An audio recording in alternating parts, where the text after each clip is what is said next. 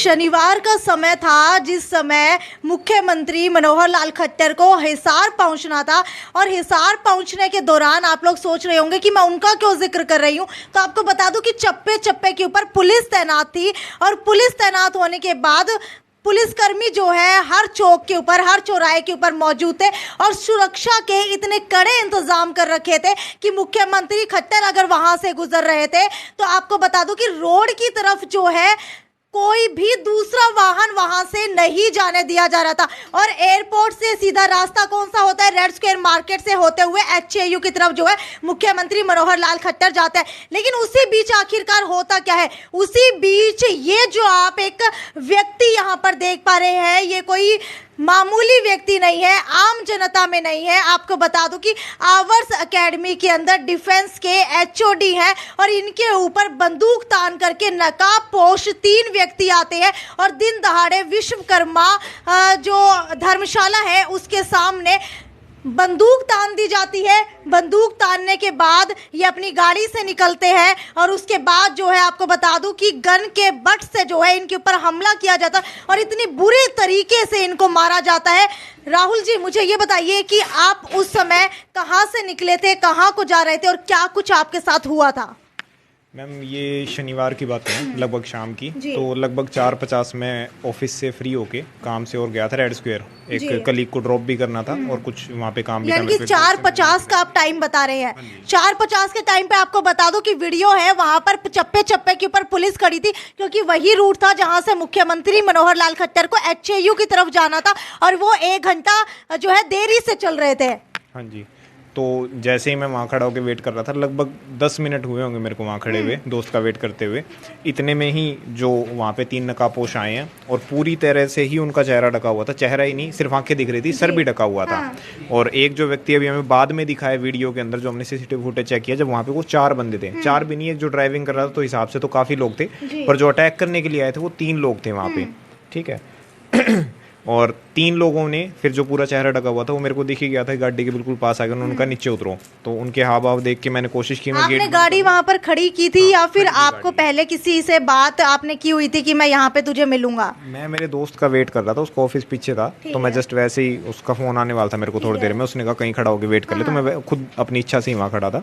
ठीक है। तो ये शायद पीछा कर रहे थे मेरा पहले से ही, यानी कि रेकी पहले से ही कर रहे थे? जी, क्योंकि ये सेम चीज हमारे एक टीचर के साथ 2 दिन पहले भी हुई है। हमारे एक दूसरे टीचर हैं, 3 व्यक्ति इसी तरह पूरा चेहरा ढक के उनकी बाइक के ऊपर भी बैठे देखे गए हैं और उसके 2 दिन बाद मेरे साथ आवर्स एकेडमी के ही एक और टीचर के साथ 2 दिन पहले भी ऐसी ही घटना हुई है। जो डिफेंस की मैम हमारी पूरी टीम है, पूरी टीम के साथ ही इस तरह की चीजें हो रही हैं, क्योंकि पिछले समय से, कुछ समय से हम डिफेंस के अंदर अच्छा परफॉर्म कर रहे हैं। और ये पूरी तरह से मैं क्लियर कह रहा हूँ, राइवल एकेडमीज के ही काम है इस तरह की जो अनैतिक हरकतें उन्होंने की है। पहली बात तो शिक्षा के क्षेत्र में तो इसकी उम्मीद नहीं की जा सकती है।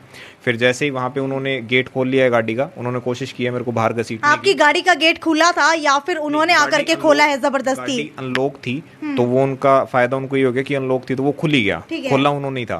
ठीक है। उन्होंने पहले का उतरो और जैसे उन्होंने ट्राई किया वो खुल ही गया। फिर उन्होंने बाहर मेरे को घसीटने की कोशिश की, तो जैसे ही फिर मैंने कोशिश किया मैं अंदर ही रहूं और अंदर से ही मैंने फिर थोड़ा उनको धकेलना स्टार्ट किया। तो जैसे ही मैंने उनको किक किया, 1-2 उन्होंने पहले हाथापाई की, फिर मैंने किक किया तो उन्होंने दूसरे बंदे का सामान निकाल, तो उस बंदे ने फिर पिस्तौल निकाल ली वहाँ पे। और पिस्तौल निकालने के बाद फिर पिस्तौल के पीछे वाले हिस्से से पैर पे काफ़ी चोटें मारी गई हैं, मैं आपको फोटोज दिखा दूंगा। और हाथ के ऊपर भी, जैसे अगर आप ये देखेंगे, हाथ देख लीजिए कैसे हाथ सूजा हुआ था पूरा। ठीक है, मैं फोटोज आपको भेज भी दूंगा। और पैर पे भी काफी ज्यादा डैमेज था। जैसे क्या अक्सर आप उसी जगह के ऊपर रुका करते थे? ऐसा कुछ नहीं है, मैं तो जस्ट अपने कलीग को ड्रॉप करके वैसे ही जस्ट वेट कर रहा था। यानी कि आप एक ही दिन रुके थे शनिवार को, आपको पता था इस बारे में, आपके दोस्त को पता था, जब तीसरे व्यक्ति को इस बारे में पता था कि मैं कहाँ हूँ? ठीक है, जब तीसरे व्यक्ति को पता ही नहीं था, अगर वो आपकी रेकी भी करते हो रोज, तो आप कैसे एक राइवल पार्टी के ऊपर या फिर राइवल एकेडमी के ऊपर इल्जाम लगा सकते हैं? जैसे हम अगर गली से जा रहे हैं, वहाँ भी धमकियाँ दी जा रही है। हमारे खुद एक स्टाफ को व्हाट्सएप के ऊपर, मैसेज के ऊपर धमकी आई हुई है, वो भी हम जब कंप्लेन करेंगे आपको दिख ही जाएगा। किसी और एकेडमी से आपके ही स्टाफ मेंबर को धमकी आई हुई है? हमला मेरे ऊपर हुआ है। ठीक है, धमकियां तो चलो हमें भी जैसे इस तरह की बातें सुनने को मिली जाती थी मार्केट में, अगर हम गुजर रहे हैं तो सिखा देंगे, बता देंगे। ठीक है। फिर ये धमकी आपको कौन देता था? स्टूडेंट्स देते थे, राइवल एकेडमी का स्टाफ देता था, डायरेक्टर, स्टूडेंट कौन? देखो स्टाफ का तो चलो मान सकते हैं कि टीचर का तो कोई कुछ भी हो सकता है, डायरेक्टर की तरफ से ये इस तरह की अनैतिक हरकतें देखी जाती हैं। और ये जिसके बारे में मैं कह रहा हूँ, पुराने समय भी उनके इस तरह की चीज़ें आती रही हैं मार्केट में, और लोगों के साथ मिसबिहेव करना, इस तरह की हरकतें करना, ये रहा ही है उनका रिकॉर्ड। और अब क्योंकि फिर हम अच्छा परफॉर्म कर रहे हैं, उनको बस ये है कि और जो भी परफॉर्म अच्छा करेगा मैं उसको नहीं शांति से रहने दूंगा, इस तरह की अनैतिक हरकतें करके, ठीक है। उसमें चाहे आप किसी भी तरह की, तो ये सिर्फ डिफेंस टीम के साथ क्यों हो रहा है? बहुत सारे सब्जेक्ट्स के टीचर है, उनके साथ क्यों नहीं हो रहा? सामने राइवल एकेडमी जो ये कर रही है, जैसे आवर्स तो एक बड़ी संस्था है, तो आवर्स में जो एक बिल्डिंग है वो डिफेंस के लिए डेडिकेटेड है, या बीएससी एग्री के लिए है, तो जो हमारी विंग है उनका कंपटीशन हुआ फिर आसपास की डिफेंस विंग्स जो, यानी कि जिस एकेडमी के ऊपर आप इल्जाम लगा रहे हैं वो आपके ही आसपास में है, ठीक है, वो डिफेंस के लिए ही है। तो उनको इस बात से परेशानी है कि हम क्यों अच्छा परफॉर्म कर रहे हैं। अब क्वालिटी वाइज तो वो आसपास भी नहीं है, ना ही वो नॉलेज के अंदर हमारे से कंपैरिजन कर पा रहे हैं, तो उनको फिर यही आखिरी तरीका अगर ठीक लगा है तो उन्होंने ऐसे किया। अब जैसे मैं अब डिस्चार्ज हुआ हूँ लगभग 2 दिनों के बाद, ठीक है, अभी फाइनल ड्रेसिंग वगैरह करवा के, ठीक है, संकल्प हॉस्पिटल के अंदर पिछले 2 दिनों से आप एडमिट है यहाँ पर, और आज आपको डिस्चार्ज किया जा रहा है। हाँ जी। तो बस अभी फैमिली मेंबर्स के साथ जाके मैं थोड़ी सी कोशिश करूंगा। अभी पुलिस ने तो अभी तक मेरे को कोई कांटेक्ट नहीं किया है। क्या आपने एफआईआर दर्ज करवा दी और पुलिस की तरफ से क्या भी इन्वेस्टिगेशन शुरू हो चुकी है? मैंने उसी दिन उनको बयान दिया था, अपना एप्लीकेशन पे वो साइन करवा के ले गए थे, पर उसके बाद से कोई अपडेट पुलिस की तरफ से नहीं है। जो मैंने पहले भी कहा था कि मेरे को कोई उम्मीद वैसे लग तो नहीं रही पुलिस प्रशासन कुछ करेगा, क्योंकि शायद ये भ्रष्ट लोग हैं, तो ये पैसा दे देते हैं, ठीक है। कितने समय से आप आवर्स एकेडमी में पढ़ा रहे हैं? लगभग मैम मेरे को 1.5 साल हो चुका है। 1.5 साल हो चुका है। 1.5 साल में क्या आपके साथ पहले भी ऐसी कोई हरकत हुई है राइवल एकेडमी की तरफ से? फिजिकल नहीं कह सकते हैं, पर मेंटली इस तरह की चीजें, या फेसबुक के पोस्टों पे इस तरह के कमेंट करना, या और भी किसी इनडायरेक्ट तरीके से हमने कोई फ्लेक्स लगाया उसको फाड़ देना, इस तरह की गिरी हुई स्तर की हरकतें भी अगर वो लोग कर रहे हैं तो आप समझ सकते हैं उनके लिए कोई बड़ी चीज है। क्या आप एक बार मुझे सीसीटीवी फुटेज दिखा सकते हैं कि किस तरीके से जो आपके ऊपर हमला किया गया था?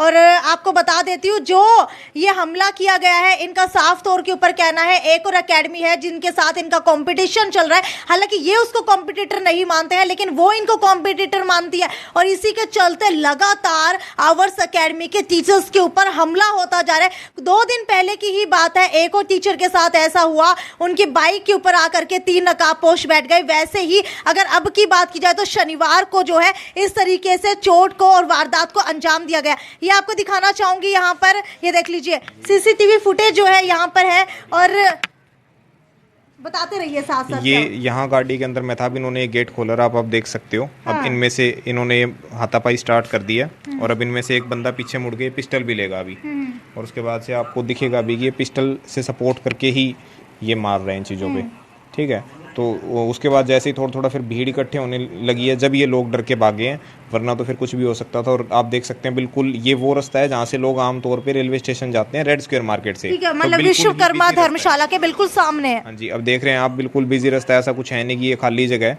ठीक है। पर यहाँ पे भी अगर इस तरह की हरकतें हो रही हैं इतने पब्लिकल एरिया में, तो फिर पुलिस प्रशासन कुछ कर ही नहीं रहा है शहर में। ठीक है, तो आपको बता दूं तो ये देख लीजिए किस तरीके की हरकत को जो है अंजाम दिया गया है। क्या हिसार शहर के अंदर लगातार क्राइम बढ़ता जा रहा है। मुझे ये बताइए, जो वो 3 लोग आए थे उन्होंने अपना फेस क्या पूरे तरीके से कवर किया हुआ था? आंखों के अलावा आप कुछ नहीं देख सकते, तो आप समझ सकते हो अगर इस तरह के लोग आसपास घूम रहे हैं तो वो तो वैसे ही संदिग्ध। अच्छा, उनके हाथ के अंदर कोई और भी हथियार था? नहीं, उस समय नहीं था, उन्होंने वो छुपा रखा था अंदर, ठीक है, पर जैसे लड़ाई हुई तब उन्होंने वो निकाला था बाहर उस समय जो पिस्टल था। अच्छा, कपड़ों से क्या आप अंदाजा लगा सकते कि क्या उनकी उम्र होगी, और क्या अच्छे घर के थे या फिर कैसे लग रहे थे? मैम, जिस तरह का मानसिक स्तर उन एकेडमी वालों का है ना, उसी तरह के लोग वो थे।